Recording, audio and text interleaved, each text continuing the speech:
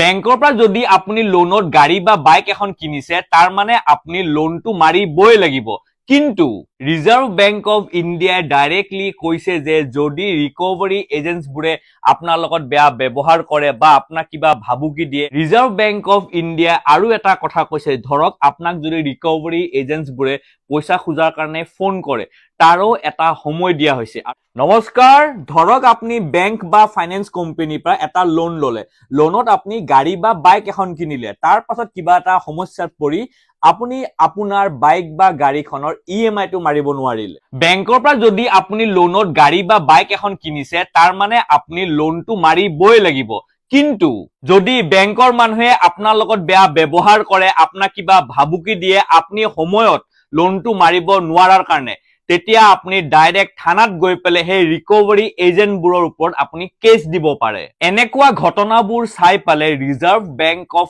ইণ্ডিয়াই এটা notification release কৰিছিলে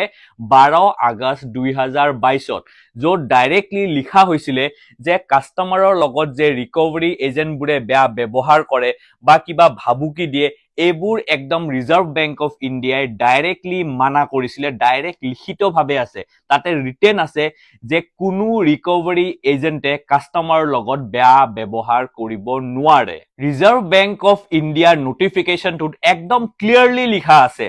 যে যদি কাস্টমাৰৰ পইচা দিয়াত দেৰি হয় তেতিয়া কিন্তু কোনো ৰিকভাৰী এজেন্ট যিবোৰ মানে বেংকে এপইন্ট কৰে পইচা খোজাৰ কাৰণে তেওঁলোকে কেতিয়াও কাস্টমাৰৰ লগত বেয়া ব্যৱহাৰ কৰিব নোৱাৰে ৰিজাৰ্ভ বেংক অফ ইণ্ডিয়াই দিয়া নোটিফিকেশন মতে যদি হে ৰিকভাৰী এজেন্টছবোৰে কাম নকৰে বা ৰিকভাৰী এজেন্টছবোৰে আগেইনষ্টত কাম কৰে তেতিয়া কিন্তু তাৰে দায় হ'ব হে বেংকবোৰ বা হে ফাইনেন্স কোম্পানীবোৰ যিসকলে হে ৰিকভাৰী এজেন্টছবোৰক মানে এপইন্ট কৰে ৰিজাৰ্ভ বেংক অফ ইণ্ডিয়াই ডাইৰেক্টলি কৈছে যে যদি ৰিকভাৰী এজেন্টছবোৰে আপোনাৰ লগত বেয়া ব্যৱহাৰ কৰে বা আপোনাক কিবা ভাবুকি দিয়ে আপুনি বেংকত গৈও কমপ্লেইন দিব পাৰে তেওঁলোকৰ আৰু আপুনি থানাত গৈও এখন এজাহাৰ দিব পাৰে ৰিজাৰ্ভ বেংক অফ ইণ্ডিয়াই কৈছে যে ৰিকভাৰী এজেন্টছবোৰে আপোনাক ফোন কৰি পেলাই আপোনাক বেয়াকৈ ক'ব নোৱাৰে বা সোশ্যাল মিডিয়াত আপোনাক অপমান কৰিব নোৱাৰে বা আপোনাক বেয়াকৈ মেছেজো দিব নোৱাৰে ৰিজাৰ্ভ বেংক অফ